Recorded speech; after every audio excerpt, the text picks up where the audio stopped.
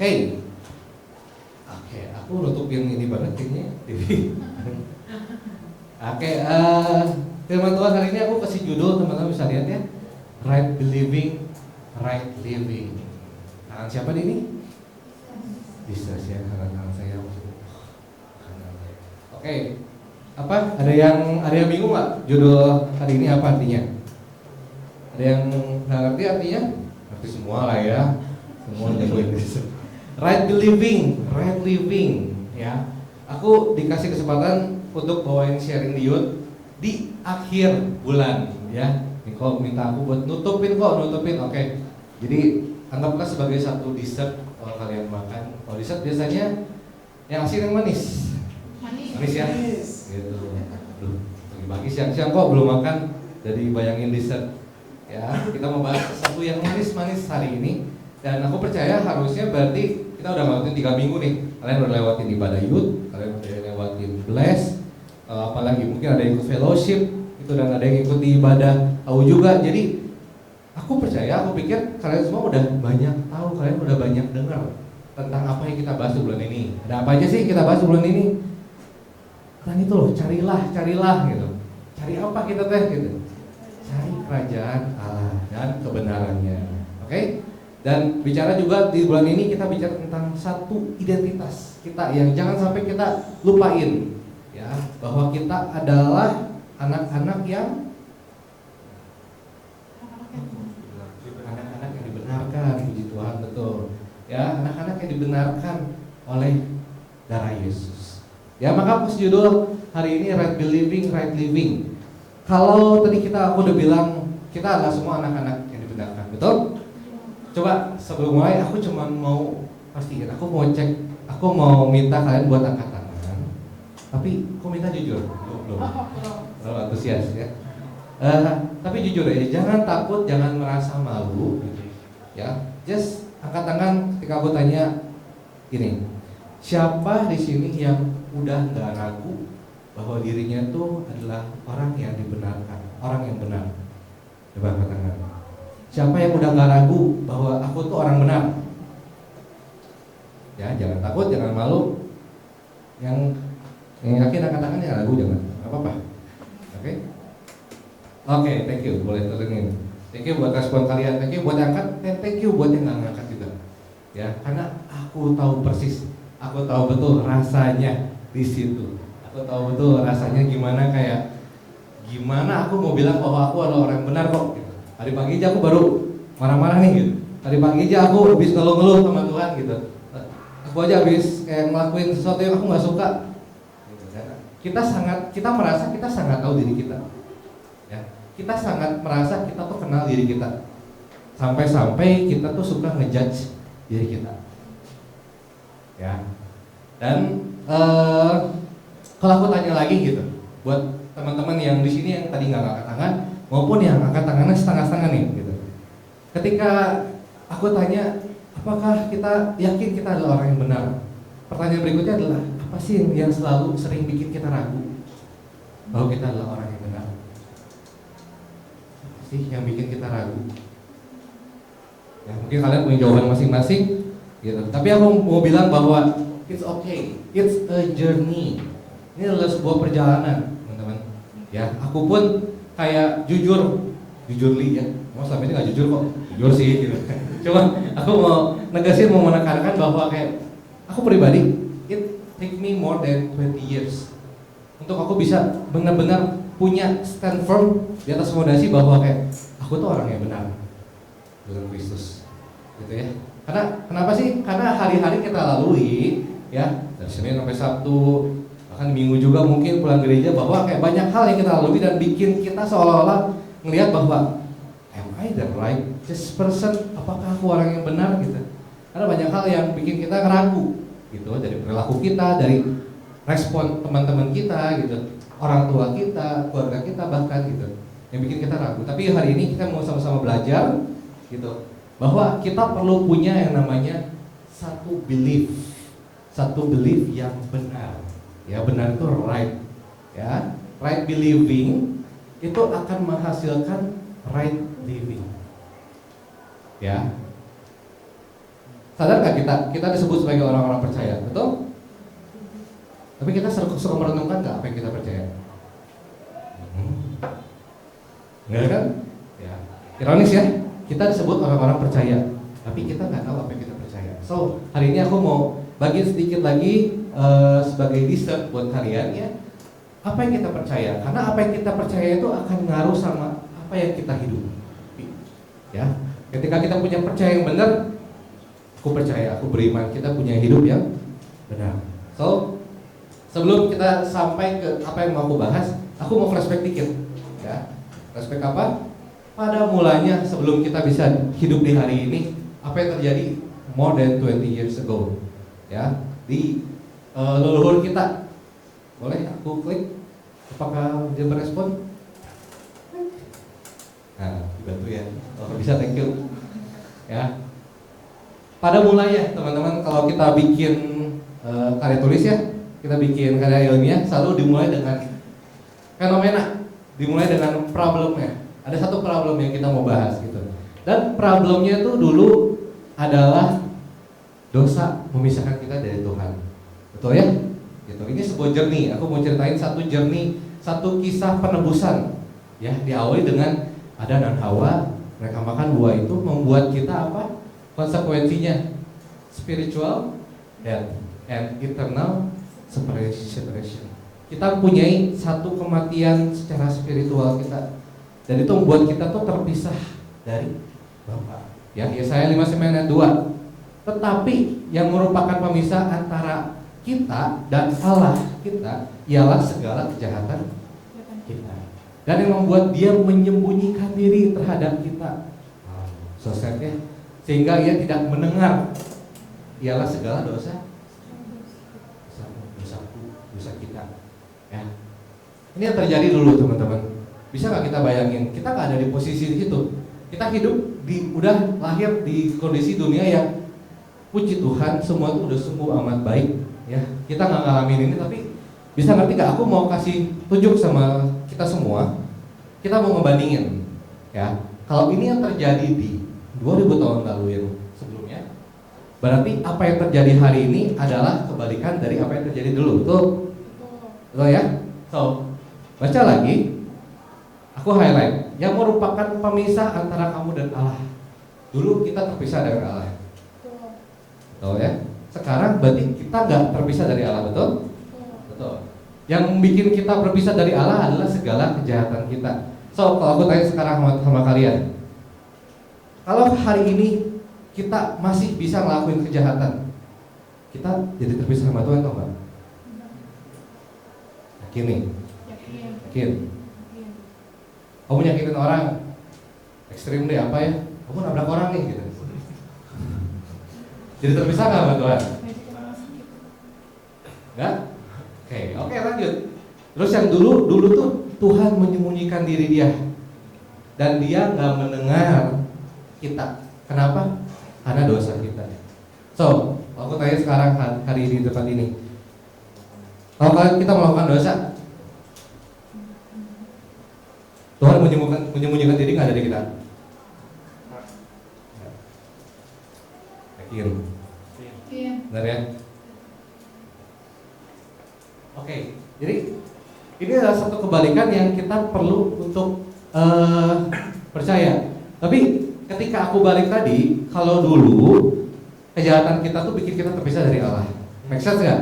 Make sense ya? Betul, kita bisa terima ya. Ketika kita berbuat dosa, Tuhan tuh nggak bisa mendengar doa kita. Setuju ya? Kita bisa terima. Oh iya kok, make sense kok, betul. Tapi kalau sekarang kamu bisa berbuat kejahatan dan Tuhan nggak terpisah dari kamu, lebih sulit atau lebih mudah diterima? Too good to be true nggak? Ya, too good to be true ya. Ketika masa kok kalau kita buat kejahatan, masa Tuhan tetap nggak memisahkan diri dari kita sih? Gitu. Nah, ini yang terjadi teman-teman. Ketika firman Tuhan bilang kayak, sekalipun kita masih bisa berbuat dosa, tapi Tuhan nggak pernah ninggalin kita. Tuhan nggak pernah memisahkan dirinya dari kita. Nah, ini adalah problemnya. Ya, jadi kita terpisah dari Allah, tapi Tuhan kasih satu solusi. Apa solusinya? A plan for love. Apa itu? a love beyond measure. Satu kasih yang gak bisa terukur. Kalian bisa nangkep gak? Jadi problemnya tuh ada problem di mana Tuhan terpisah dengan manusia gitu. Tapi yang Tuhan kasih solusinya tuh, aku tunjukin ya kasih aku buat kamu. Does it make sense? No. Kalau ada yang berbuat jahat sama kalian, ada yang nyakitin kalian, terus kalian akan, aku bakal tunjukin kasih aku buat kamu. Ada yang kayak gitu gak? Gak ada. Yang ada kita dendam. Yang ada kita kayak, gue bales tuh nanti. Ya enggak, kecenderungan manusia tuh kita akan selalu, kita mau coba buat, kalau kamu jahatin aku bakal jahatin kamu. Tapi bisa lihat gak? Manusia yang jahat, satu jurang terpisah, tapi yang Tuhan lakuin adalah, aku bakal tunjukin sama kamu kasih yang gak terukur. Dan itu menjadi solusi buat kamu. So, a love beyond measure. Apa bentuknya? Gimana caranya Tuhan nunjukin a love beyond measure ini? God's plan of redemption through Jesus Christ. Ya. Gimana caranya Tuhan menghandle problem yang dulu terjadi? Dengan Tuhan mempunyai satu rencana, yaitu dengan apa? Dia mengutus anaknya, ya, untuk menebus kita through Jesus Christ, the perfect Lamb. Nanti di akhir aku akan menunjukkan ada 2 video, ya, menggambarkan gimana sih kok maksudnya penebusan domba itu tuh, penebusan anak domba itu bisa membuat aku menjadi orang yang benar hari ini, ya. Tapi kalian tangkap dulu, sebuah journey-nya adalah cara Tuhan menebus kita melalui Yesus Kristus. Ya, kenapa ini ada tanduknya? Kenapa itu enggak?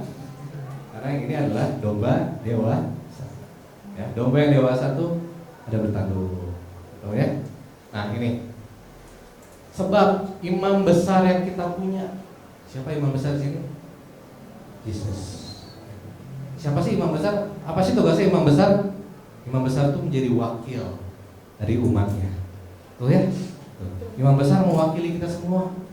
Tapi imam besar ini adalah imam besar yang agung. Imam besar ini Yesus yang kita punya bukanlah imam besar yang tidak dapat turut merasakan kelemahan-kelemahan kita. Sebaliknya sama dengan kita, ia telah dicobai, hanya tidak berbuat dosa. So aku mau highlight di sini teman-teman, kita punya imam besar, kita punya Yesus yang dapat turut merasakan kelemahan kita. Apa yang jadi kelemahan kamu hari ini? Pernah ngalamin kayak I'm so weak. Ketika kita, kenapa ya aku jatuh lagi? Kenapa ya aku fail lagi gitu? Aku mencoba untuk lebih sabar, tapi kenapa aku gagal lagi? Aku mencoba untuk aku gak nyakitin orang lain, tapi in the end aku ngeliat kenapa aku keep falling? Kenapa aku terus nyakitin dia? So many things yang kita lihat bahwa we are so weak. Tapi aku mau bilang sama kalian, good news hari ini bahwa imam besar kalian, Yesus Kristus, merasakan kelemahan itu. Yeah, so don't worry, you are not alone. Yeah, jangan mengandalkan kekuatan sendiri, jangan berusaha sendiri. Yeah, karena kita punya imam besar yang mengerti kelemahan-kelemahan kita. He is ready to help us. He is ready to save us. Amen? Amen. Imam besar itu turun ke dalam dunia menjadi manusia sama seperti kita. Dan in the end, apa yang terjadi? Kita tahu sama-sama, sacrifice. Ada satu pengorbanan yang terjadi di kayu salib. Ya. Roma 5 ayat 8. But God demonstrates His own love for us in this. Apa itu? While we were still sinners, Christ died for us. Biarkan aku gambarin kayak gini. Teman-teman bayangin, anggaplah Yesus itu belum datang ke bumi. Ya. Yesus datang ke bumi kapan? Anggaplah hari ini. Kita dalam kondisi yang kita masih berdosa. Yesus datang hari ini.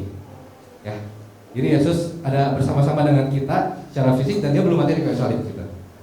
Nah, pertanyaannya adalah, apakah Yesus menunggu aku bakal mati di kayu salib, aku bakal nebus, tapi kamu tobat dulu? Kamu jadi benar dulu, kamu jadi kudus dulu, baru aku tebus kamu. Apa seperti itu? Enggak ya. So, even ketika we were still sinners, tapi kan aku hidup nggak hidup di zaman dulu kok. Ya, percayalah kalau kita semua hidup di zaman dulu, kita semua adalah orang berdosa. Ya, mau hidup, kita mau try our best, we still a sinner in the end. Dan kabar baiknya adalah Kristus nggak nunggu kita benar dulu, guys. Ya, Kristus nggak nunggu kita, kamu jadi orang yang benar dulu, kamu jadi orang yang jujur dulu, baru aku mati buat kamu. Enggak, Kristus nggak nunggu semuanya perfectly fine, karena Dia yang memperfectkan semuanya. Amin. Oh, dia yang menyempurnakan segala sesuatu, dan Dia tunjukin, Dia demonstrasiin kasihnya tuh buat kita gini. Ketika kamu masih saat ini struggling dengan kelemahan kamu, ketika kamu masih struggling dengan why I keep doing this, kenapa aku masih punya addiction, kenapa aku masih sesuatu yang susah banget buat aku lepasin kok, rasanya tuh kayak lengket banget, sticky banget, kayak kenapa susah banget buat lepasin ini kok. Tapi good newsnya, Tuhan gak nunggu so kamu benerin dulu, kalau kamu udah bisa baru aku datang sama kamu. Wow. Justru ketika kita lagi di saat susah-susahnya, ketika kita lagi di saat lemah-lemahnya, dan kita bingung, kita gak tahu gimana caranya, Yesus di situ ada. Amin ya. He is the good savior. Dia selalu menyelamatkan kita all the time. Dan signifikannya apa sih dari darah Yesus? Darah Yesus adalah payment, pembayaran untuk dosa-dosa kita. Ya, malah overpayment, pembayaran yang berlebih. So, ketika Yesus sudah mati, ya, Kristus telah menebus kita dari kutuk hukum Taurat dengan jalan menjadi kutuk karena kita. Sebab ada tertulis, terkutuklah orang yang digantung pada kayu salib. So, hari ini jangan lagi percaya kalau kalian ada yang bilang sama kalian kayaknya ini kamu dikutuk deh. Kayak ini kutukan yang masih ada deh dari kakek nenek moyang kamu gitu, dari angkatan atas kamu gitu, dan ini kamu dikutuk Tuhan ya. Jangan pernah percaya bahwa ada lagi kutuk yang masih bisa berkuasa atas hidup kamu, karena semua jenis kutuk yang bisa dinamain, bahkan kutuk yang gak ternama pun sudah ditebus sama Yesus Kristus di atas kayu salib. Sekali untuk selamanya. Amin. Amin. Jangan pernah percaya, jangan pernah terima. Jangan suka dibohongin. Ya. The meaning of redemption. Apa sih arti dari redemption? Redeem. Apa arti dari penebusan? Kita ditebus. Ya, karena ada penebusan ini, maka saat ini kita punya yang namanya new life and hope. Apakah kamu pernah di kondisi dimana kayak kamu nggak bisa ngelihat masa depan aku kayak gimana? Aku nggak tahu hari besok gimana. Aku nggak tahu aku bakal jadi what kind of person I will become later. Aku nggak tahu nanti aku bisa punya kehidupan yang sukses nggak? Aku bisa kehidupan yang bahagia atau enggak? Aku bisa punya masa depan yang cerah atau enggak? Hey, Yesus bilang ya, new life and hope. Karena Yesus sudah mati buat kamu di kayu salib, ada hidup, ada pengharapan. Be strong. Amen. Dan setelah Yesus mati, kita tahu bahwa semuanya akan sia-sia kalau kita nggak merayakan apa yang kemarin kita terakhir rayain, itu Paskah atau kebangkitan, ya, resurrection, victory over death. Kebangkitan Yesus merupakan jadi satu bukti dari divinity-nya Dia. Ya, 1 Korintus 15 ayat 17. And if Christ, dan kalau Kristus has not been raised, kalau Kristus nggak dibangkitkan, your faith, imanmu saat ini itu sia-sia. Ya, you are still in your sins. Pernah ada yang nanya kok, kenapa Kristus harus dibangkitin? Kenapa Kristus nggak bangkit sendiri? Karena Dia Tuhan. Harusnya Dia bisa bangkit sendiri dong. Tuh, that's a great question. Tapi aku nggak punya waktu untuk aku bahas hari ini. Tapi aku mau bilang sama teman-teman, ada meaningnya. Kenapa Kristus dibangkitin dan bukan bangkit sendiri, ya? Dan ini satu powerful revelation juga yang nanti kita mungkin belajar di tema-tema berikutnya. Tapi aku mau bilang, ya, Kristus dibangkitin itu bukan kebetulan loh, bukan karena semata-mata aku nggak bisa bangkitin dong gitu, enggak gitu. Tapi ada meaningnya, oke? Dan yang pasti kita tahu adalah ada kemenangan di atas kematian. So apa? Tahu nggak? Kalau kita ngerayain Paskah, kita ngerayain Yesus bangkit. Tapi pernah nggak kita ngerenungin apa sih efeknya buat hidup aku? Yesus bangkit itu. Baik lagi ya, apa yang kita percaya. Dan aku menyebutin salah satunya teman-teman, justifikasi. Aku akan biarin kalian untuk sedikit sebentar merenungkan kalimat ini. Apa sih justification? Dinyatakan benar di hadapan Allah bukan karena perbuatan, tetapi karena kasih karunia melalui iman. Itu adalah sebuah anugerah dari Allah. So apa sih kata di justification kok? You are declared righteous. Bayangin kamu ada di sebuah pengadilan, ya, kamu terdakwa, gitu, dan hakim mutusin kamu orang benar, oh ya orang benar, orang benar, beda orang benar, aku orang benar. Kamu dinyatakan benar. Gimana caranya kok? Bukan karena perbuatan kamu. So, kalau kalian bisa lihat in the first place, diawali pada dimulainya aja itu nggak ada sangkut pautnya sama perbuatan kita. Nggak ada bagian perbuatan kita di situ. Ya. Jadi aku mau bilang gini, siapa lu, siapa gua, untuk bisa bilang kayak kita adalah orang yang dibenarin, dan kita bilang kayak aku bukan orang benar. Gak ada satu hal pun yang bisa membatalkan apa yang udah Tuhan nyatain buat kita. Tapi aku tahu ini gak mudah. Aku tahu ini gak mudah untuk bilang kok sebenar itukah kok aku, sebenar itukah seorang benar itukah aku gitu. Walau sambil kita ngomong gitu, kita sambil membayangkan burukan kita.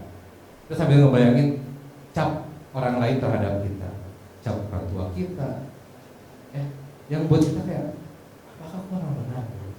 Tapi disitulah teman-teman dimana kita latihan, kita terus melatih bahwa ketika kamu merasa kamu nggak benar, declare to yourself, aku adalah orang yang benar. Kenapa? Karena aku dibenarkan oleh Yesus Kristus. Amin.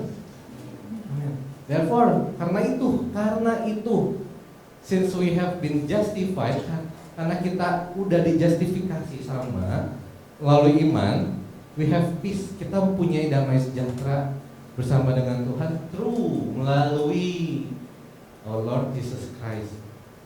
Gambar apa ini? Kue pia? Bukan. Roti ya. Masih ingat kapan terakhir kalian ngangkat roti itu? So aku mau bilang sama kalian, mungkin selama ini belum ada yang ngajarin sama kalian, mungkin selama ini gereja belum ngajarin sama kalian, tapi hari ini aku mau ngajarin kalian. Every time, mulai dari berikutnya kalian ngangkat roti itu, kalian ingat, oleh karena roti ini, oleh karena tubuh Yesus ini, aku dinyatakan benar. Perjamuan bukan sekedar ritual, teman-teman. Perjamuan itu satu perenungan, satu pengingat pada kita. Every time kita angkat roti ini tubuh Yesus ya. Dan oleh tubuh Yesus ini, aku dinyatakan benar. Yang itu. Aku selalu bilang, aku mau ngajarin gini, jangan kita ngelihat Yesus yang mati 2000 tahun yang lalu. Itu nggak salah, itu benar gitu. Tapi cobain ketika kalian setiap kali kalian berjamuan, selalu lihat Yesus itu seperti baru banget mati buat kalian. It's so fresh, kayak baru banget dia mati buat kalian. Ya, kalian lihat Yesus kok mati buat aku hari ini, bukan dulu, no, today you die for me. Kalian angkat anggur ini darah Yesus ya, yang buat aku menyatakan aku hari ini aku orang benar, cuma karena darah Yesus. Christ. Lihat. Ya. Bukan karena perbuatan, tapi kita terima dengan iman. So, whenever, berapapun kita berusaha untuk kita coba logikakan, kita coba dengan akal kita untuk kita menerima bahwa kayak aku tuh dibenarkan secara cuma-cuma, kalian gak akan pernah bisa terima itu. Otak kalian gak akan pernah bisa terima itu dengan masuk akal. Tapi makanya Yesus bilang by faith, because it's too good to be true. Kalian terima dengan iman. Setiap kali kalian bilang, setiap kali kalian lihat bahwa diri kalian jatuh, kalian gak suka sama perbuatan kalian, bilang I am the righteousness of God in Christ. Aku adalah orang yang benar. Dan orang benar gak berbuat seperti itu. Instead you condemning yourself, daripada kalian menghakimi diri kalian sendiri, kalian menyalahkan diri kalian lagi. Why? Kenapa aku masih terus gagal? Kenapa aku masih keep doing this gitu? No, stop. Nyatain aku adalah orang benar. Dan orang benar itu diubahin sama Tuhan. Biar Roh Kudus yang bekerja. Bagian kalian tuh kalian percaya, bagian kalian tuh kalian beriman. Terima. Sekalipun orang lihat bahwa kalian, kok kamu masih gitu-gitu aja sih? Kenapa kamu nggak berubah? No. Believe right. Percaya yang benar. You are a righteous person. Amen. So, itu adalah satu kasih karunia. Ya, apa sih karunia? Apa sih kasih karunia kok? Grace is undeserved favor. Satu kemurahan Tuhan yang sebenarnya kamu tuh gak layak buat kamu dapetin. Aku gak layak buat dapetin itu. Tapi toh kita dapetin. Karena it's not, bukan karena siapa kamu, bukan karena apa yang kamu lakukan, tapi karena apa yang aku mau berikan. Ya, Tuhan bilang kayak, karena aku mau ngasih buat kamu. Ya, God's gift, not something we earn, bukan sesuatu yang kita coba peroleh, ya, but freely given. It's a gift. Apa yang kita lakukan dengan gift? Terima. I know, aku tahu hari-hari ini namanya giveaway itu banyak syaratnya. Amin ya, katanya giveaway, tapi syaratnya bejibun gitu. Nah itulah dunia yang kita lagi hidup di saat ini, gitu ya. Kasih tapi bersyarat. Tapi ini adalah satu giveaway original yang gak pakai syarat-syarat. Kalian gak perlu tag teman kalian, kalian gak perlu follow, gak perlu like this, like that. No, it's free, it's really free. Sampai-sampai respon kita tuh kayak, ini beneran buat aku Tuhan, ini beneran gratis nih gitu. Harus sampai kita benar-benar kayak, ya ini gitu. Aku bukan orang benar Tuhan, oh kasih buat aku. Iya, buat kamu. No matter what you are, no matter kamu seperti apa, it's my love for you. It's free. Oke? Aku tahu sulit, tapi ini perjalanan. Ya, amin. Nah, the new life in Christ. So, tadi udah kita ngelawatin satu journey ya. Dari satu journey redemption yang Yesus lakukan, dari kita berdosa terpisah dari Allah. Yesus datang ke dunia sebagai imam besar, Yesus mati di kayu salib, Yesus bangkit. Apa hasilnya? Tadi justification. Dan kemudian apa hasil dari justification itu? We have the new life in Christ. Ya, tapi garis bawahi in Christ, not in your own self. Ya, bukan di pasangan kamu, bukan di keluarga kamu, in Christ. Christ alone. Ya, aku jamin. Therefore, if anyone is in Christ, karena itu setiap kita yang ada dalam Kristus, the new creation has come. Kita adalah ciptaan yang baru. Badannya masih sama, ya. Oh ngaca masih sama, gitu. Itu lagi, JC ngaca ya, JC lagi gitu. Tapi deep inside is a new creation, ciptaan yang baru. Yang lama sudah berlalu, yang baru sudah datang. Apa sih artinya? Ini salah satu contohnya yang terbesar yang aku mau bahas hari ini, yang sesuai dengan tema kita adalah ini. Aku mau bilang sama kalian, untuk aku mengerti ayat ini, it takes me more than 20 years. Kenapa? Apa yang bikin susah? Aku mau jelasin sama kalian. Apa yang bikin aku susah? Dia yang tidak mengenal dosa telah dibuatnya menjadi dosa. Bukan pendosa, bukan orang berdosa. Yang bikin aku bingung, aku nggak Tuhan, aku nggak ada masalah mengerti orang berdosa, tapi ini dibuat jadi satu kata benda, ya nggak? Ya, dia tidak mengenal dosa, telah dibuatnya menjadi dosa. Dosa kan satu, bukan subjek ya, paham ya? Karena kita menjadi dosa karena dosa-dosa kita, supaya dalam Dia kita dibenarkan oleh Allah. Nah, kalau di bahasa Indonesia nggak terlalu kelihatan, tapi di bahasa Inggris tuh gini, for He made Him, Bapa membuat Yesus yang nggak kenal dosa to be sin, menjadi dosa, that we, supaya kita might become the righteousness of God in Christ. Kita udah belajar ya, ada yang namanya right, ada yang namanya righteous, ada yang namanya righteousness. Betul ya? Aku harap bulan ini kita makin ngerti. Nah, kenapa bikin aku bingung? Karena kata yang dipakai di sini adalah the righteousness, bukan righteous.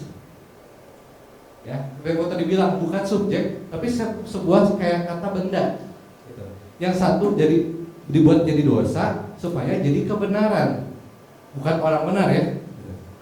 Nah, ini satu yang membuat aku kayak, kenapa sih kata dipakainya gitu Tuhan gitu. Karena buat aku tuh lumayan lama untuk aku mencerna lagi, aku renungin lagi gitu. Tapi aku bilang sama kalian gitu, mungkin butuh waktu yang lama untuk aku merenungkan ini gitu.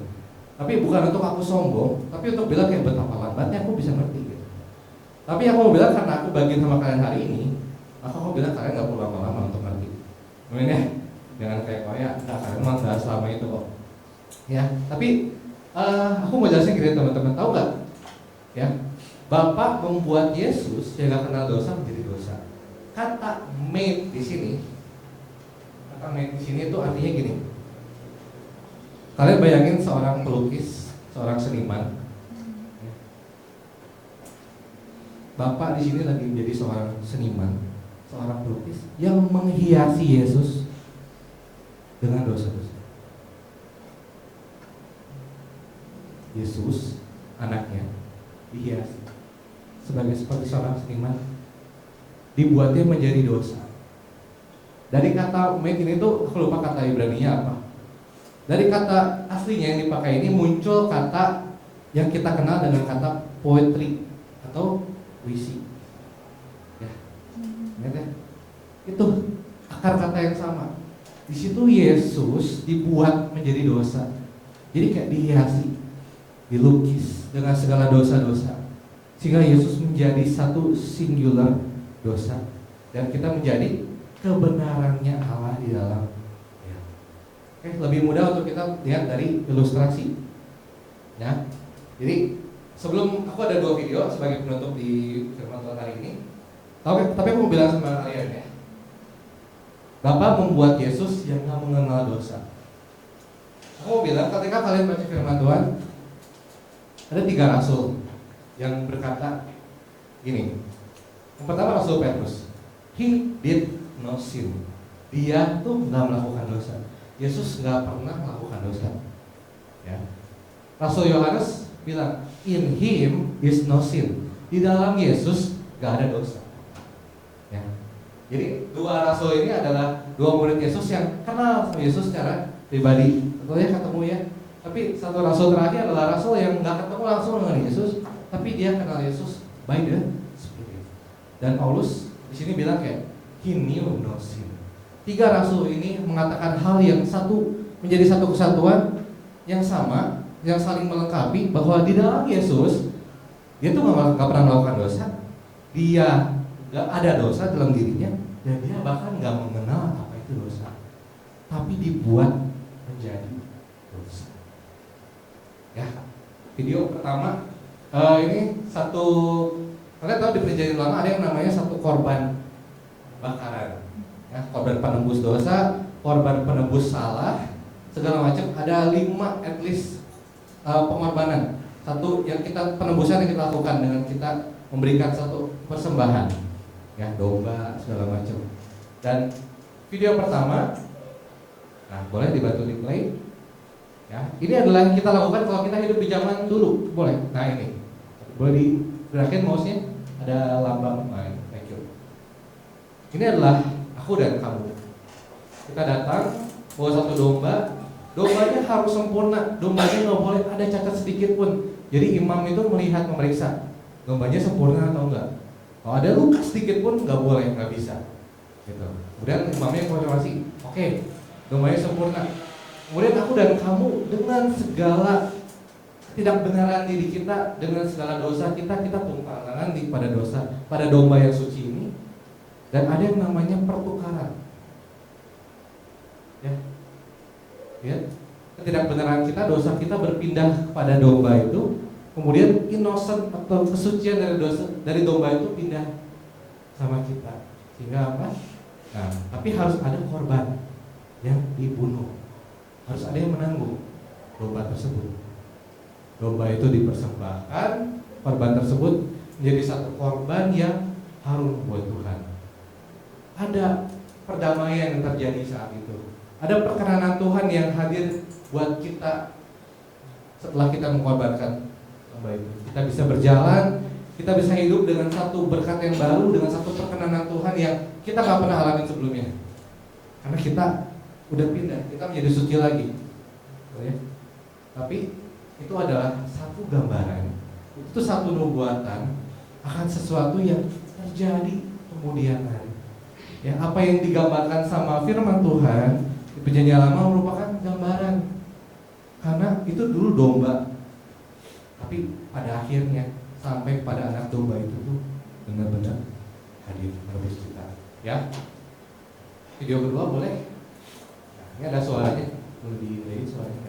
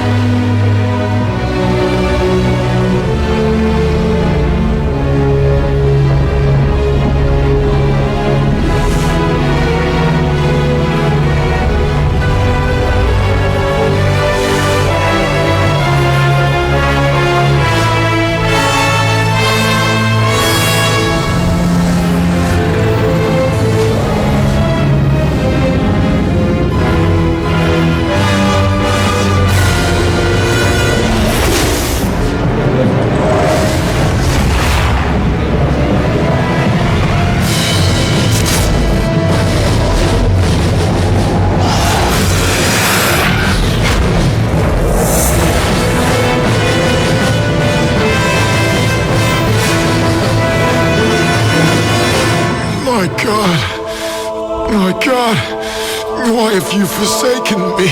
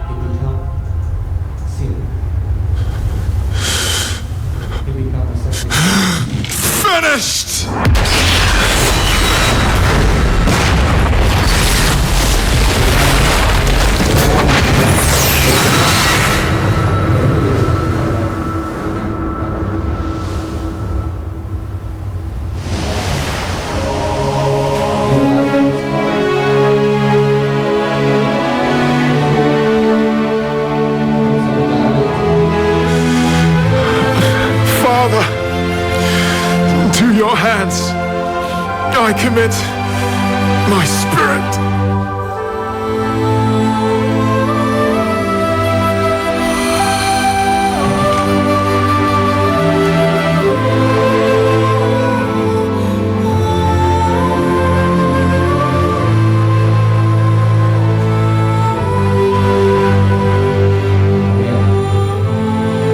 Kasih kemuliaan buat Tuhan Yesus kita.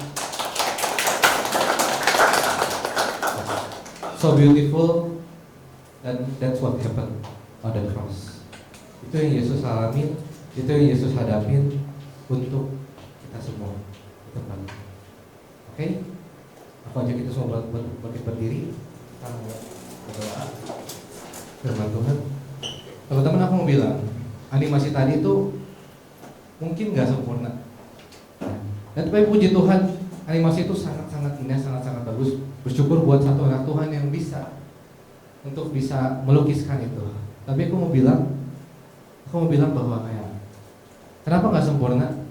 Karena nggak ada film, bahkan The Passion of the Christ maupun animasi ini yang bisa benar-benar menggambarkan seberapa hancur kondisi Yesus saat ini. Kalau kita bisa lihat tadi lukanya masih kelihatan kulitnya. Firman Tuhan bilang, tulang-tulangku menonton aku. Ya, kalian tahu nggak pemeran Yesus dalam Passion of the Christ?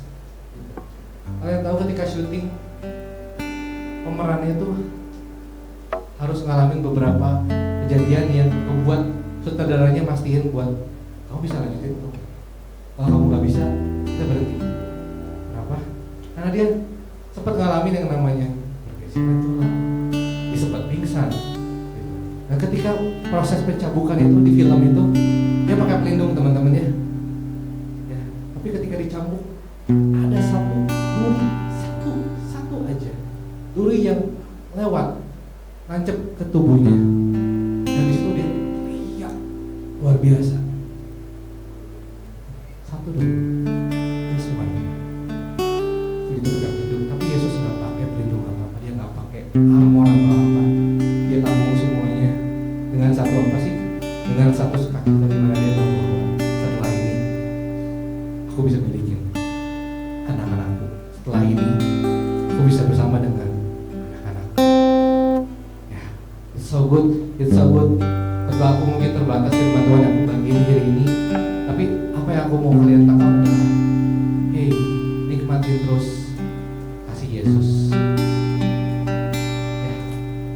Jangan pernah biarin iblis lempar panah api itu ke kepala kalian. Iblis nggak akan bilang cara iblis bilang kalian bahwa kamu tuh kurang gini, kamu tuh kurang gini. Nah, ketika iblis lempar panah api itu, dia melempar satu kalimat yang kita bisa bilang, aku tuh nggak berharga, aku tuh nggak layak, aku tuh useless. Harus sampai kita yang bilang, kita menyatakan diri kita, I'm not worthy, aku nggak layak, aku nggak berharga. Yesus selalu ingat, selalu cari, selalu dengar, selalu makan tentang betapa kasih Yesus itu ada di setiap kalian. Yesus mengasihi kamu, Yesus mati buat kamu, personally buat kalian semua. Dan biarkan kasih Yesus itu yang menyembuhkan kamu, biarkan kasih Yesus itu yang menumbuhkan kamu, kasih Yesus yang membenarkan kamu dari segala sifat-sifat kamu, karakter kamu yang hari ini kamu tak belum sempurna. Tapi aku mau bilang, stop berusaha, karena Yesus yang ada. Biarkan kasih itu memuaskan kamu. Dan aku cuma berdoa hari ini, Bapak, anak-anak mereka yang udah mendengar, dan biar Roh Kudus yang memberikan pertumbuhan, Roh Kudus